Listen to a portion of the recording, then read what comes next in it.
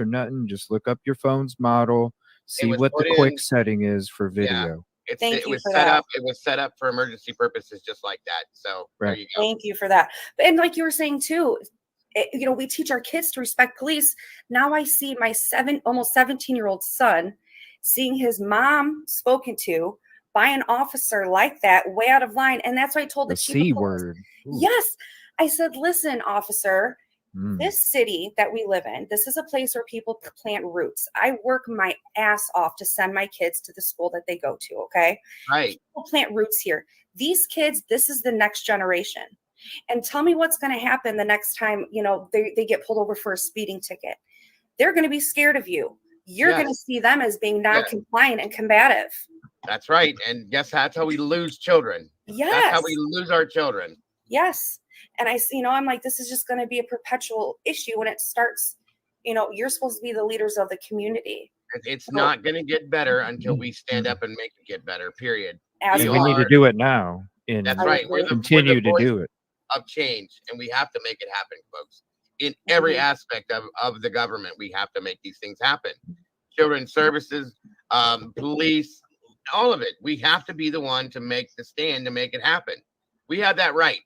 This is our country. These are our children. These are our homes, period. That's just how it is. We have to stop putting up with all of this garbage.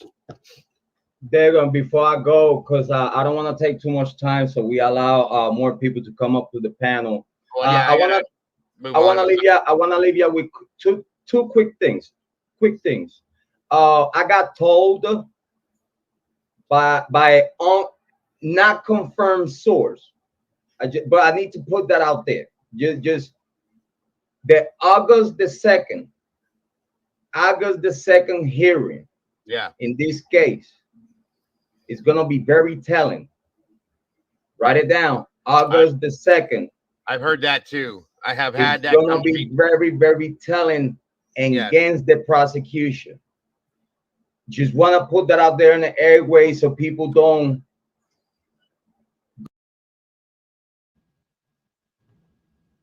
Right after we said this, what happened? They cancel it. They vacate it. Right after we said this, right after I said this, they vacate, they suspended that day, and they moved it to August 18th. Right after we said this, I don't know if it had anything to do with me. I don't think so. But what a coincidence. Yes. What a coincidence. As soon as we said this on I think they go have like 1,000 people, almost 1,000 people on his live stream this day. Right after we said this, they vacated and give the prosecution a little extra time to get the evidence to the court. They knew it hit different when they knew the prosecution is not ready.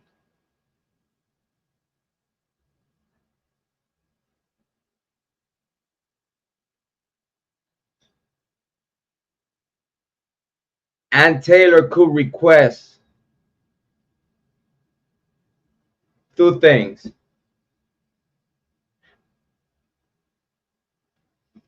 And Taylor could do one of two things. Either request more time to the court attached to the prosecution. Because again, this stay right here is on the prosecution. The prosecution went for a grand jury but it still have not brought to the table the evidence that was presented in a grand jury.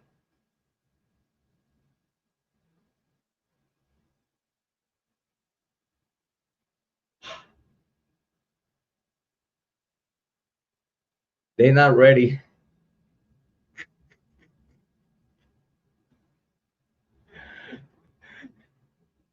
They're not ready. They're not ready, and I don't think they're gonna be ready. This is why Ann Taylor put them under notice. This is why Ann Taylor put them all, the prosecution, under notice of violation of speedy trial against Bryan Kohberger.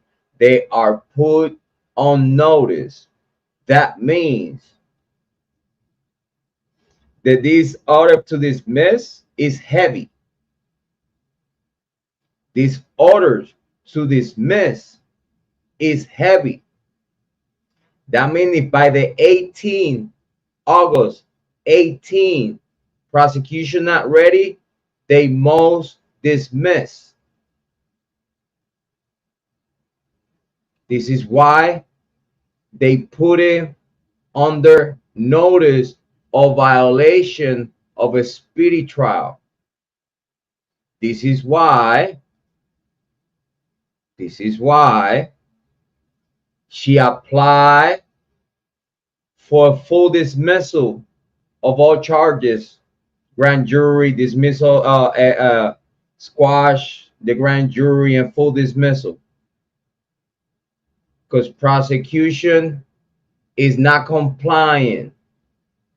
That's called malicious prosecution against the defendant. If proven, have high consequences, and people could lose their license to practice the law in Idaho. They know. They're just savaging their license. That's all they're doing. Prosecution must acquit.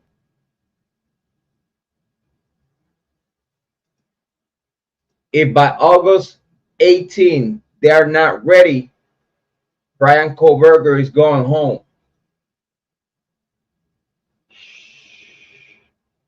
Don't tell no one that you hear it here first in Jrod on Point. Don't tell no one, okay? Because there's no one here listening to us right now. It's only 11 people here. And believe me, no one around the world is going to know what Jrod on Point just said here in Jrod on Point. Let's continue. Go out a little too crazy. The other thing that I wanted to say, I appreciate you, Dego, for having me here. Also, I don't want people to misunderstand our reasons to be here. We're here for the victims. That's right. We're here for the victims. We want justice for the victims. We want justice for Kiely, Rodni. We want justice for the Idaho 4. This is our main focus here. We want justice for the upcoming generations. Okay. Yes, sir. And when I said the time of death in court for a death penalty case, if you don't have time of death, you cannot confirm no cell phone data.